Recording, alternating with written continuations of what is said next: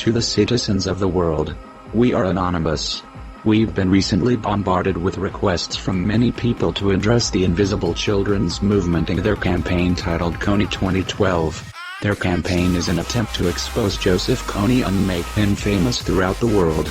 Joseph Kony, a man from Uganda, has been kidnapping children for over 20 years, forcing them to join his army of terror. These kids are not only forced to kill others, they're forced to kill their own parents as well. The girls who are taken are used as Kony's sex slaves. 90% of Joseph Kony's army are children. Over 30,000 of them are forced to fight a war just to protect Kony's power. To make matters worse, Kony knows of the United States' plan to stop him. Now he is even harder to catch. If we, the people, do not stand up and bring justice to this evil, what are we as humans? He is no different from those like Osama bin Laden and Adolf Hitler. So why should we ignore him? This is why we have answered the people's call. Therefore, Anonymous has announced solidarity with the Invisible Children organization in announcing Operation Kony 2012. Every Anon needs to take part in this operation. We must band together to stop evil, or else we are hypocrites. On April 20th of this year, we will convert in the night. We will have posters, flyers, signs and anything that will bring attention to the people. On every single street corner, every building, every institution, there will be signs demanding justice against Joseph Kony. Links are in the description and they will help you be prepared. Operation Kony 2012. Engaged. We are anonymous. We are legion. We do not forgive. We do not forget. Joseph Kony. Expect us all.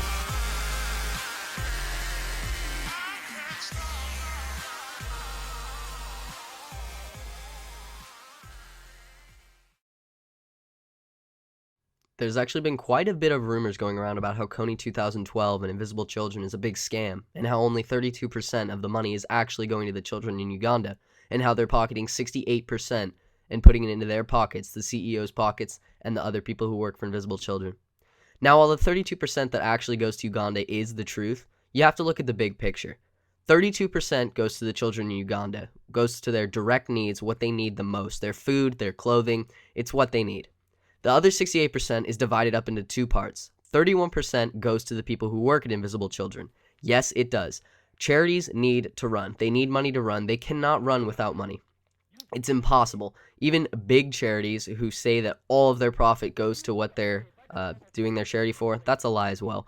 They pocket some of that money because they do have to run. They have families themselves that they have to feed. They pocket some of the money. So while 31% does in fact go to the people who work at Invisible Children, the other 37% that's left over is put into their ad campaigns. When the people at Invisible Children decided to make this Kony 2012 ad campaign, their main purpose was not to help the Ugandan people, as many people have misconceived. They actually believe that the people at Invisible Children's main goal was to help the people in Uganda.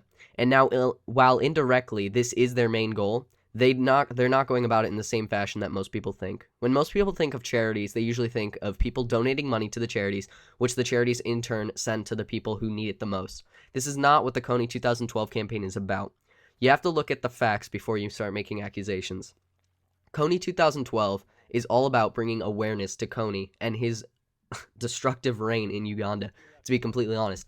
It was never about solely helping out the people of Uganda by sending them just money so they could get by. It was always about letting the United States, and the world for that matter, know about the horrors of Kony, Joseph Kony, and how he can be stopped by the people, by you guys. Not by sending just some amount of money to the people of Uganda. It's by bringing awareness to the people and having the people tell the senators who make the laws to have them do something about this terror.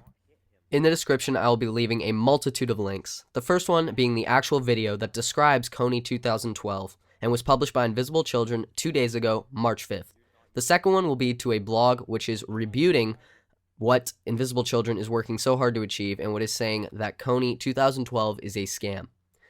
The third one will be to the actual Kony 2012 website where you can go, you can sign up, you can pledge to vote, and you can actually buy merchandise from them, shirts, t-shirts, where, like I said, 31% goes to them, 32% goes to the people in Uganda, and 37% actually goes to their ad campaigns, which is, once again, the main focus, not the people of Uganda helping them with money.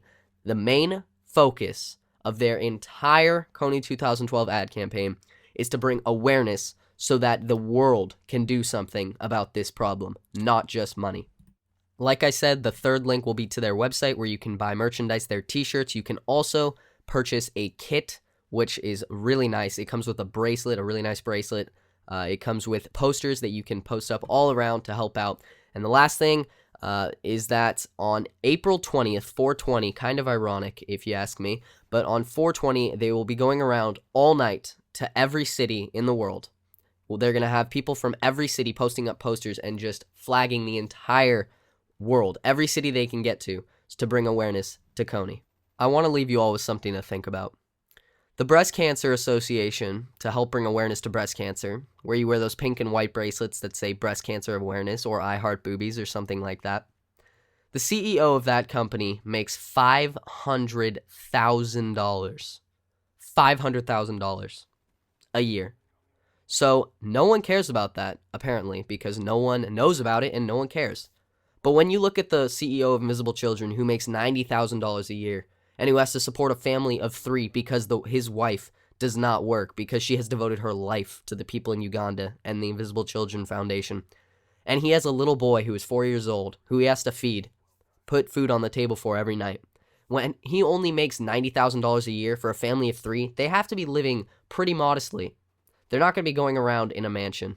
But when you look at the CEO of this so-called charity Breast Cancer Association, sure, they do a lot of good work, but she's rolling around in $500,000. Just a little thought to think about. Like everyone, despite the spectacle person I am, I was quick to jump on board the Kony 2012 video without thinking, because it used emotion to capture my empathy. However, it turns out oil has been discovered in Uganda recently, towards the end of the last year. The discovery of oil in Uganda was a blessing to the impoverished East African country, but before the oil has been started pumping, disputes over tax, accusations of corruption and fears for the environment plague the sector. More than 2 billion barrels worth of crude oil are located under Lake Albert, which sits on the border of Uganda and Congo, and the surrounding forests and waterfalls. The World Bank has excitedly predicted black gold could provide revenues of £1.3 billion per year during peak production, lifting Uganda's population out of poverty, 40% who live on less than 80% today.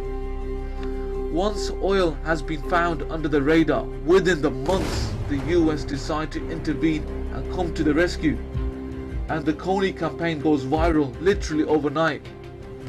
Coincidence? Don't you think so? If anything, history has taught us a lesson. The US war on Iraq also claimed to bring freedom to the Iraqi people, but more people died, almost 1 million, after the US invasion than under 30 years of Saddam's brutality. The success of the Kony video comes from engaging the audience at an emotional level, throwing any rationalistic thinking out the window, and attracting those who would otherwise be ignorant or too lazy to think about political issues.